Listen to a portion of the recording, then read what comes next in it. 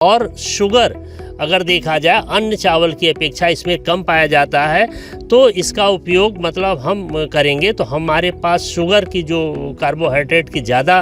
राम राम किसान भाइयों, farmer the journalist में आप सभी लोगों का बहुत बहुत स्वागत है। आज हम आपको एक ऐसी स्टोरी से रूबरू कराएंगे जो गोंडा ज़िले में काला नमक चावल बहुत ही फेमस है, उसे लोग खूब पसंद करते हैं।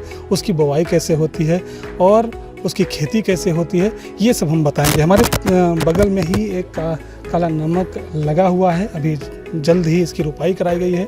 और इसको कैसे लगाते हैं, इसकी कटाई कब कराते हैं और क्या है लगाने की विधि और कैसे कीटनाशक से इसे बचाया जा सके, जैविक है या इस पर सभी पर हम बात करेंगे। हमारे साथ हैं कृषि वैज्ञानिक हैं सर, और इनसे हम परिचय प्राप्त करेंगे, फिर इनसे जानेंगे कि कैसे काला नमक की खेती किसान करें जिससे उनकी आय दोगुनी हो। सर परिचय। मैं हरपाल सिंह यहाँ कृषि विज्ञान केंद्र पर कार्यक्रम सहायक सस्य के रूप में कार्यरत हूँ। सर काला नमक की खेती कैसे करें किसान? काला नमक देखिए, पहले जो प्रजातियां उसकी आती थी बहुत लंबाई होती थी, उसकी ऊंचाई काफ़ी हो जाने के कारण उसकी लाजिक मतलब वो गिर जाता था। अब ऐसी प्रजातियां विकसित हो गई हैं, विशेषकर 2 प्रजातियां भी विकसित हुई हैं, तो उसमें अपने क्षेत्र के लिए काफ़ी अच्छा है। इधर जो उत्तर प्रदेश में 10 क्षेत्र काला नमक के लिए चयनित हैं, उसमें पूसा नरेंद्र काला नमक 1 और पूसा नरेंद्र CRD काला नमक 2, ये 2 प्रजातियां, इसकी ऊंचाई 110 सेंटीमीटर से 105 सेंटीमीटर के आसपास की होती हैं और इसकी पैदावारी आप अच्छे से कर सकते हैं। लगभग 50 से 155 दिन में पक करके तैयार हो जाती है और इसमें सुगंध अच्छा है और शुगर अगर देखा जाए अन्य चावल की अपेक्षा इसमें कम पाया जाता है।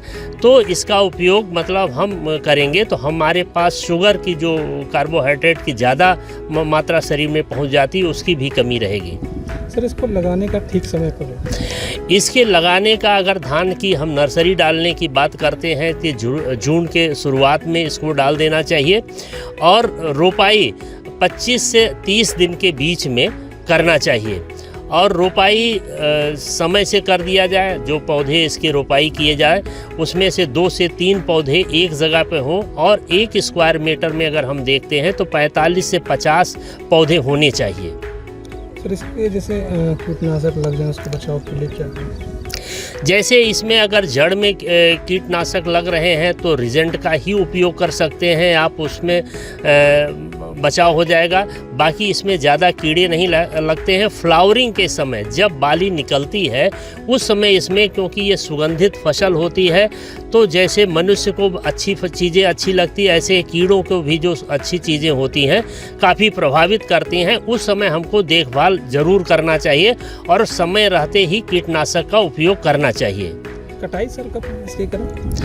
कटाई जब ये लगभग 145 से 50 दिन में पक के तैयार होती है, तो जब दाने में भराव हो जाए और उंगली से दबाने पर उसमें दाने में बिल्कुल हार्डनेस आ जाए या दांत से अगर हम उसको तोड़ते हैं तो कट से आवाज़ आए, तो इसका मतलब है कि हमको अपनी फसल काटने के योग्य हो गई है।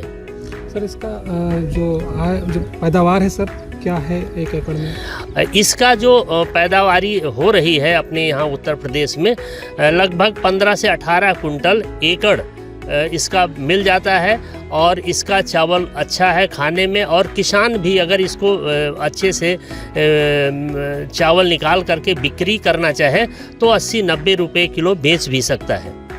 ये इसमें शुगर कम होती है? हाँ, इसमें शुगर और धानों की अपेक्षा जो चावल होते हैं उसमें उसकी अपेक्षा इसमें कम होता है। चावल देखने में सर ठीक ठाक कैसे? चावल इसका छोटा होता है और मीडियम साइज़ का होता है, बहुत महीन भी नहीं होता है, न मोटा होता है, और सामान्य रूप से खाने के लिए अब अच्छा है। किसानों को क्या जागरूक एक मैसेज देना चाहेंगे? किसान इसमें अगर काला नमक की खेती कर रहे हैं तो इसमें ये कोशिश करें कि हम जो नत्रजन यानी यूरिया के रूप में हम अपनी फसल में उर्वरक डालते हैं उसको सीधे ना डाल करके उसमें गोबर की खाद मिला करके डाला जाए, जिससे उसमें जो यूरिया नत्रजन का अवशोषण होगा, पौधे अवशोषित करेंगे, उसको धीरे धीरे मिलेगा और हमारी जो फसल है या चावल में जो सुगंध है वो भी बनी रहेगी। तो ऐसे किसान जो काले नमक की खेती करना चाहते हैं इस विधि से करेंगे तो इनकी आय जरूर दुगना होगी। राजू मौर्य की रिपोर्ट गोंडा से।